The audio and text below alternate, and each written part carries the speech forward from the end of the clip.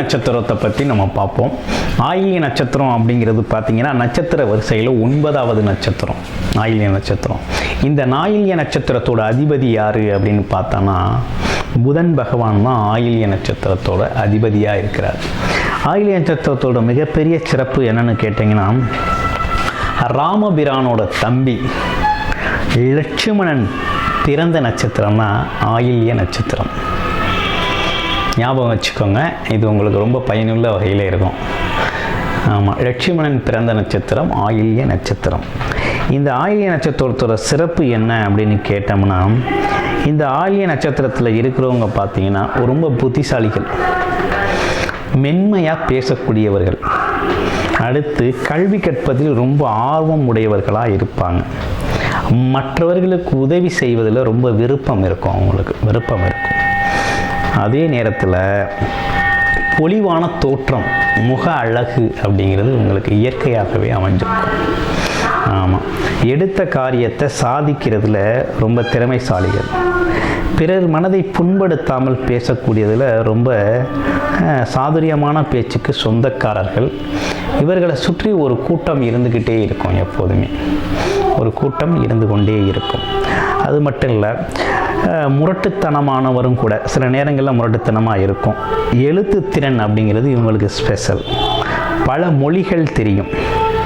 ஆமாம், இசைக்கலையில் ரொம்ப ஆர்வம் உடையவர்களாக இருப்பாங்க. அதே போல் வாழ்க்கையில் எதிர்மறை சிந்தனைகளை இவங்க ஏற்றுக்கவே மாட்டாங்க. அடிக்கடி இயற்கை எழில் மிகுந்த இடங்களில் போய் வசிக்கணும்னு விருப்பப்படக்கூடியவர்கள்.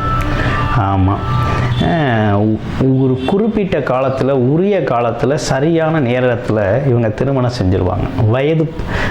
பருவ வயதிலேயே இவங்க திருமணம் செய்யக்கூடியவர்கள் அப்படின்னே சொல்லலாம். உடல் ஆரோக்கியத்தில் அக்கறை செலுத்தக்கூடியவர்கள் அப்படின்னே சொல்லணும்.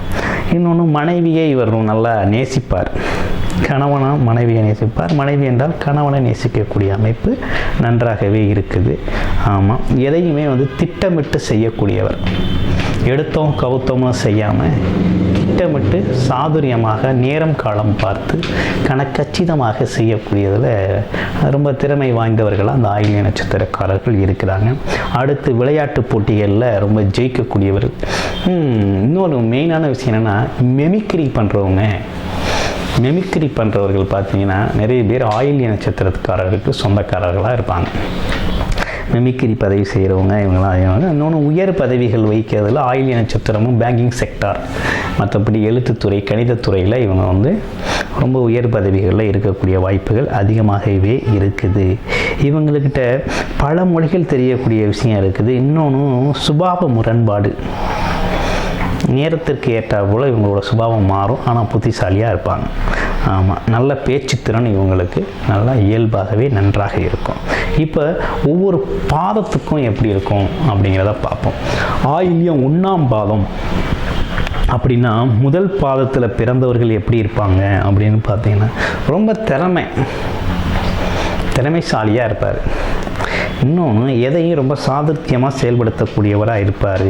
பணம் சம்பாதிக்கிறதுல ரொம்ப தீவிரம் காட்டுவார் அப்படின்னே சொல்லணும். அது மட்டும் இல்லாமல் உடல் நலனில் ரொம்ப அக்கறை செலுத்தக்கூடியவர், மென்மையாக, அழகாக, அழுத்தம் திருத்தமான பேச்சாற்றல் கொண்டவராக இவர் இருப்பார். காரிய வெற்றி, எடுத்த காரியத்தில் வெற்றி பெறுவார். தொழில்களில் பார்த்தீங்கன்னா சிறப்பான அனுபவத்தோடு தான் தொழில் தொடங்கி அந்த அனுபவ தொழில் அப்படிங்கிறதுனால ரொம்ப சிறப்பாக வெற்றி பெறக்கூடிய வாய்ப்பு உள்ளவர் இவர். இன்னொன்று, தொழிலாளர்களோட நட்பை இவர் பெறுவார். அது மட்டும் இல்லாமல் நல்ல பிள்ளைகளை ஒரு நல்ல சூழ்நிலையில் வளர்க்கணும், ஆரோக்கியமாக அவங்கள அடுத்த நிலைக்கு உயர்த்தணும், அறிவு நிலையை மேம்படுத்தணும் அப்படிங்கிறதுல ரொம்ப அக்கறை செலுத்தக்கூடியவங்க அப்படின்னு பார்த்தோம்னா இந்த ஆயில்யம் 1ஆம் பாதத்துக்கு சொந்தக்காரர்களாக இருக்காங்க.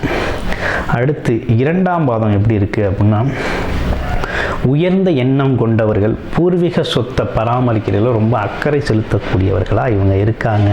இன்னொன்று, பெற்றோர்களிடத்தில் அன்பு செலுத்தக்கூடியவர்களாகவும் இருப்பாங்க. அது மட்டும் இல்லாமல் முதுமை காலத்தில் எந்த கஷ்டமும் இல்லாமல் நம்ம பார்த்துக்கிறதுக்கு ஒரு ஆள் வேணும் அப்படின்னு சொல்லி அதற்கான திட்டம்லாம் அவங்க பண்ணுவாங்க. இன்னொன்று, இவங்க காதலிச்சாங்க அப்படின்னா இவங்களுக்கு காதல் திருமணம் அப்படிங்கிறது வந்து கொஞ்சம் சிரமமாக தான் இருக்கும் அப்படின்னே சொல்லணும். எடுத்த காரியத்தை சாதித்து காட்டுவாங்க. சில நேரங்களில் திறமை தனக்கு இல்லையே என்று சில விஷயங்களில் ஆதங்கப்படக்கூடிய வாய்ப்பும் இவர்களுக்கு இருக்குது அப்படின்னே சொல்லணும். இன்னொன்று, வறுமையை எப்படிப்பட்ட வறுமையில் இருந்தாலும் அந்த வறுமையிலிருந்து இவங்க கஷ்டங்களெல்லாம் தூக்கி எறிஞ்சு அதிலிருந்து வெற்றி பெறக்கூடிய வாய்ப்பு இவர்களுக்கு இயல்பாக இருக்கும். அந்தளவுக்கு உழைக்கக்கூடிய ஆற்றலும் உண்டு. அந்த கஷ்டங்களெல்லாம் தூக்கி எறியக்கூடியவர்கள். அதே போல் மனதுக்குள்ளே போட்டு சில விஷயங்களை அசை போடுவார்கள். அசை போட்டாலும் அதெல்லாம் வந்து தன்னிடம் இருந்து இருக்கின்ற சூழ்நிலையை உணர்ந்து கொள்வதற்காக சில கஷ்டங்களையும் சில விஷயங்களையும் அசை போடக்கூடிய அமைப்பு உங்கள்கிட்ட இருக்குது. ஆமாம், அன்பும் அக்கறையும் செலுத்துவார்கள். மனைவியிடத்திலையும் குழந்தையிடத்திலையும் அதீத அன்பு அக்கறை செலுத்தக்கூடியவர்கள் அப்படின்னே சொல்லணும்.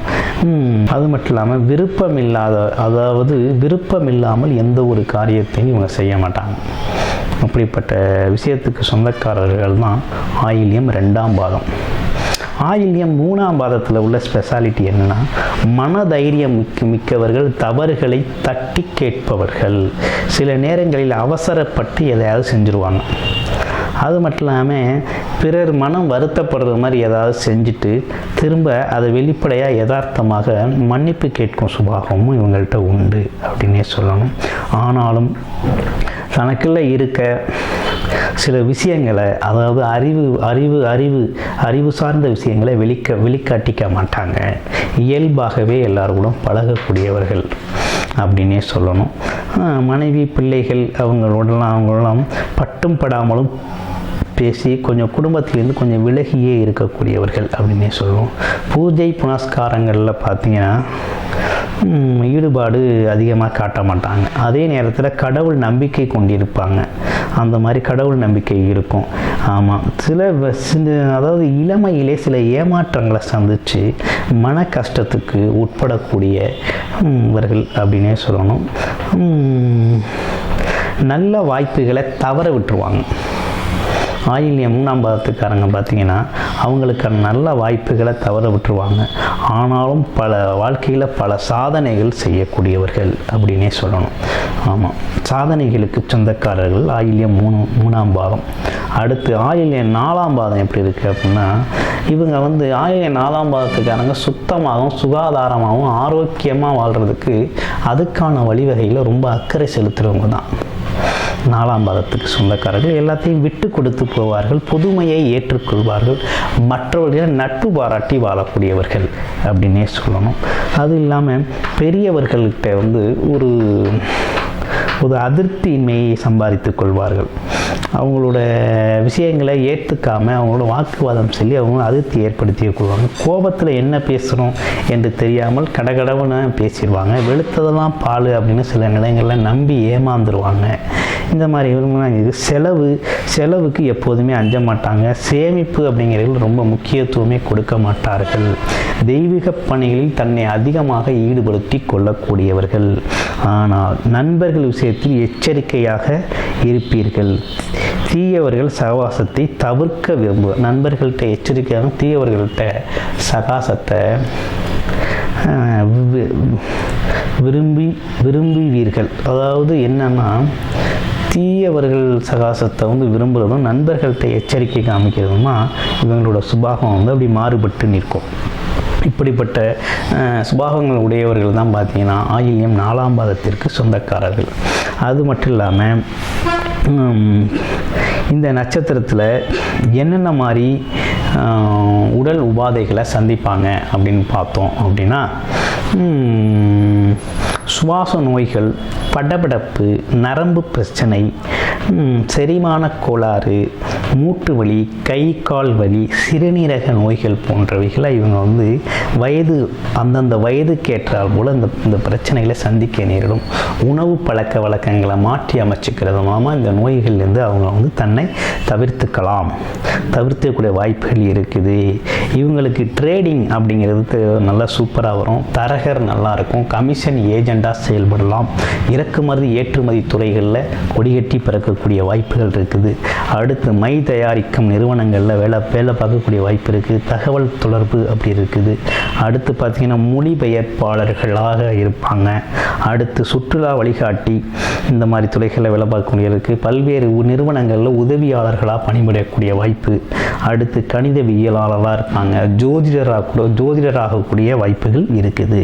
அடுத்து பொறியியல் ஆளக்கூடிய வாய்ப்பு இருக்குது. ஒப்பந்தக்காரர்களாக கான்ட்ராக்டர்ஸ் ஒப்பந்தக்காரர்களாக இருப்பாங்க. புத்தக கடை வச்சிருக்கக்கூடிய அமைப்பு இருக்குது. காகித தொழில் செய்யலாம். அடுத்து பார்த்தீங்க அப்படின்னா கலை இலக்கியம் சார்ந்த துறைகளில் இவங்க சாதனை படைக்கக்கூடிய வாய்ப்புகள் நிறையவே இருக்குது அப்படின்னே சொல்லணும். அது மட்டும் இல்லாமல் இவங்க ட்ரேடிங்கில் ஜெயிப்பாங்க. ட்ரேடிங் அப்படின்னு ஆரம்பிச்சிட்டாலே இவங்க ஜெயிப்பாங்க. இவங்களுக்கான சாதகமான நிறம் அப்படின்னு பார்த்தோம்னா ஒரு அதிர்ஷ்டம் தரக்கூடிய நிறம் அப்படின்னு பார்த்தோம்னா பச்சை வெள்ளை அப்படி 2 நிறங்கள் தான். பச்சைக்கு முதல் முக்கியத்துவம், வெள்ளை இதுவும் பயன்படுத்திக்கலாம். இது கொஞ்சம் சாதகமாக இருக்கும். அது மட்டும் இல்லாமல் இவங்க வழிபட வேண்டிய தெய்வம் அப்படின்னு பார்த்தோம்னா ஆதிசேஷன், நாகராஜனை வழிபடணும். இவங்க வழிபட வேண்டிய தெய்வம் ஆதிசேஷன், நாகராஜனை வழிபட வேண்டும். ஆதிசேஷனை வழிபட இவங்க வாழ்க்கையில் பெரிய முன்னேற்றங்களும் ஏற்படும். இது வாரம் தோறும் வழிபட வேண்டிய தெய்வமாகும். வருடத்தில் ஒரு முறையாவது திருவெண்காடு, நாகர்கோவில், நாகராஜர் போயிட்டு வரணும். போயிட்டு வந்தால் தளத்தில் போயிட்டு வந்தால் உங்களுக்கு இந்த நட்சத்திரங்களுக்கு புது ஆக்டிவேஷன், புத்துயிர் பிறக்கும். நினைச்சதெல்லாம் நடக்கக்கூடிய வாய்ப்புகள் இருக்குது. அடிக்கடி ஆதிசேஷனை வழிபட ஆரோக்கியம் மேலுங்கும். பொருளாதாரத்தில் புதிய மாற்றங்கள் நிகழும். ஆமாம், தன்னை சுற்றிலும் மகிழ்ச்சி நிலவும். இப்படிப்பட்ட அமைப்புகள் பார்த்திங்கன்னா இந்த ஆயில்ய நட்சத்திரக்காரர்களுக்கு இந்த நட்சத்திர பலன்கள் அப்படிங்கிறது இப்படி இருக்குது அப்படின்னே சொல்லணும். உங்களுடைய ஜோதிட ஆலோசனைக்கு வாழ்க வளமுடன் ஜோதிடர் குருசுந்தர வடிவேல். நன்றி, வணக்கம்.